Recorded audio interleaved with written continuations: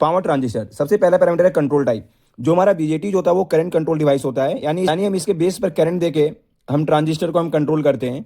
उसी तरह जो मॉसफेट जो होता है वो वोल्टेज कंट्रोल डिवाइस होता है, यानी हम मॉसफेट के गेट पर वोल्टेज देकर हम मॉसफेट को हम कंट्रोल करते हैं। उसी तरह से आईजीबीटी जो होता है वो वोल्टेज कंट्रोल डिवाइस होता है। सेकंड पैरामीटर है स्विचिंग स्पीड। तो जो ट्रांजिस्टर होता है उसकी स्विचिंग स्पीड काफी स्लो होता है, यानी माइक्रो सेकंड में होता है। और जो मॉसफेट होता है उसका स्विचिंग स्पीड वेरी फास्ट होता है, यानी नैनो सेकंड में होता है।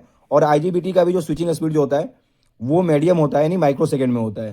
थर्ड पैरामीटर है फ्रीक्वेंसी रेंज। तो जो ट्रांजिस्टर होता है उसका जो फ्रीक्वेंसी रेंज होता है वो काफी लो होता है, यानी लेस देन 100 किलोहर्ट्ज। और जो मॉसफेट होता है उसका जो फ्रीक्वेंसी रेंज होता है काफी ज्यादा हाई होता है, यानी अप टू मेगा हर्ट्ज तक होता है। और जो आईजीबीटी जो होता है उसका फ्रीक्वेंसी रेंज होता है वो मीडियम होता है, यानी अप टू 50 किलोहर्ट्ज तक।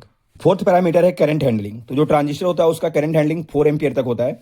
मॉसफेट का जो करंट हैंडलिंग होता है वो 80 एम्पियर तक हैंडल कर सकता है।